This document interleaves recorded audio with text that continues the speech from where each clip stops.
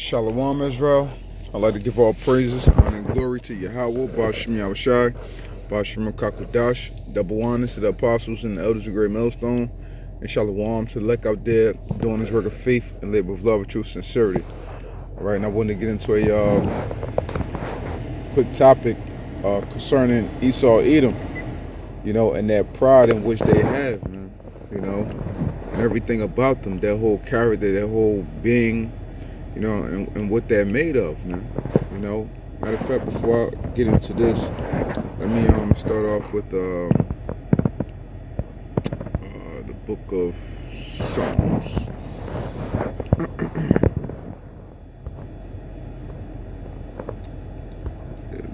Book of Psalms 58, and I'll start at verse 1. It says, to the chief musician, Altazif, Mitzvah of David, do ye indeed speak righteousness, O congregation?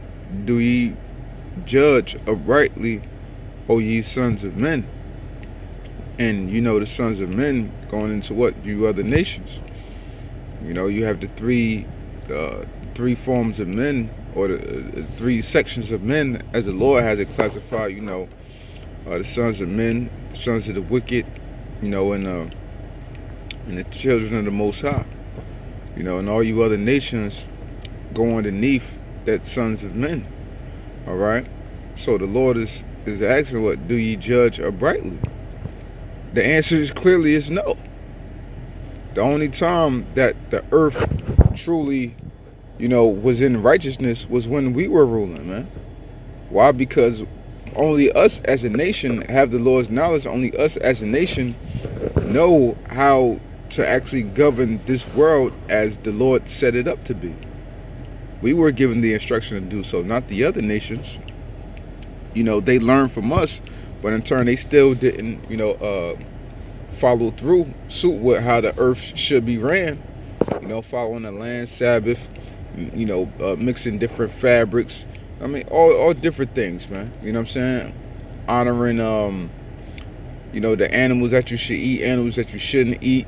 Knowing what's for what, this for this, what I'm saying? But they abuse things. They don't judge uprightly. Verse 2. Yea, in heart, ye work wickedness, ye weigh the violence of your hands in the earth. And this primarily goes what to Esau. Look at everything that he does.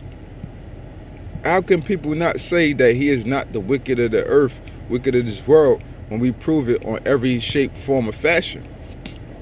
We show all of the wickedness that he's done, since his inception of ruling, man, and still continuing on to this day, and it only gets worse and worse and worse.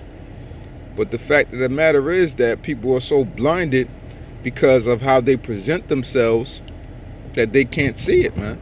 Matter of fact, since I mentioned that, let me go to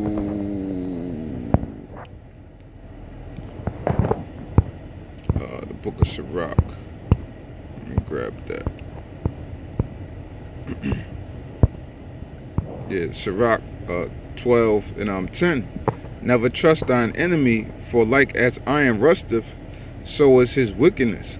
Though he humble himself and go crouching, yet take good heed and beware of him, and thou shalt be unto him as if thou hast wiped a looking glass, and thou shalt know that his rust have not been altogether wiped away.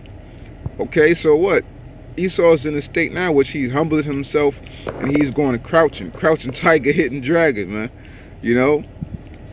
Because he's just putting up a foreshadow, to a shadow, to cover up his wickedness so that the people don't see what he does behind closed doors. But these things are being revealed through the Lord setting up the internet.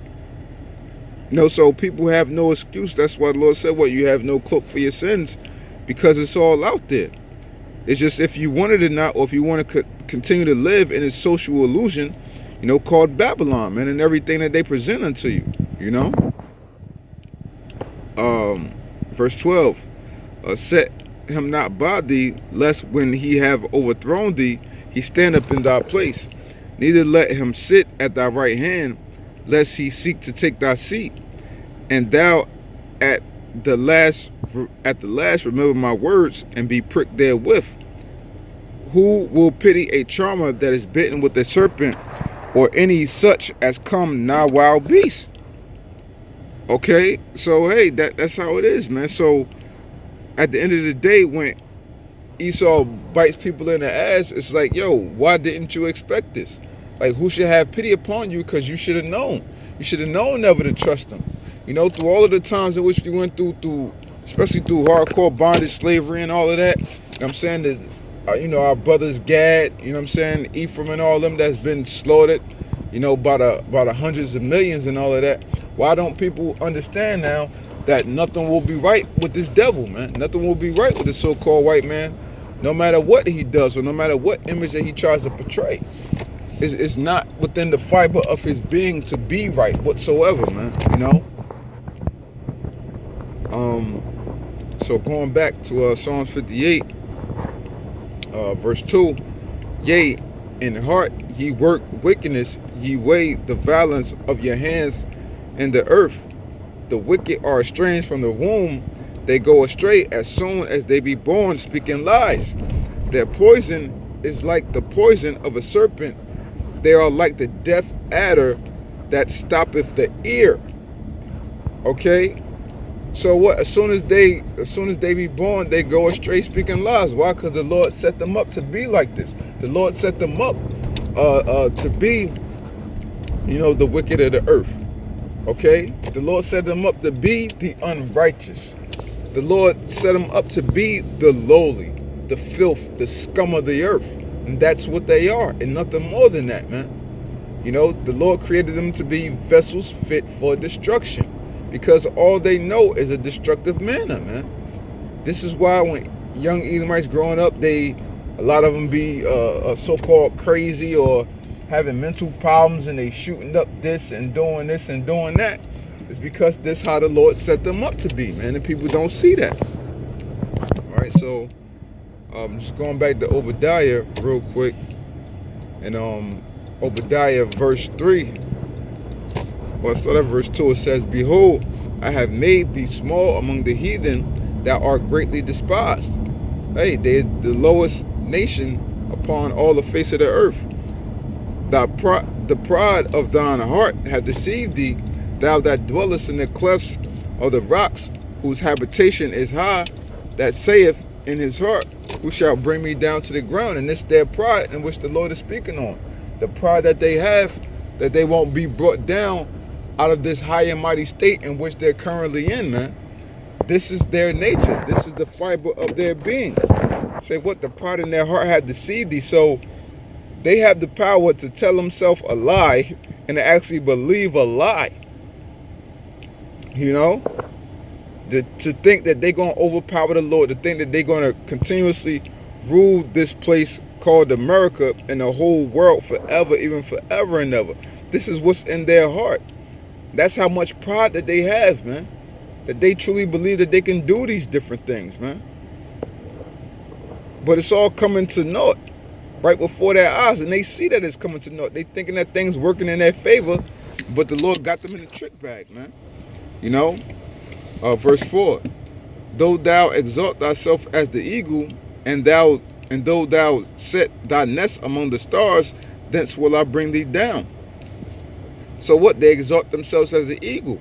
So that shows you what the eagle is, what, one of the top flying birds in the sky. And what's one of their main symbols in which they always use? The symbol of the eagle, to represent their superiority over all other nations, man. This is them all the way. This is them all the way. But everything in which that they're doing is going to be sold out within these last days, and it's going to be brought to nothing. That is the way. That is the fate of Esau Edom, man.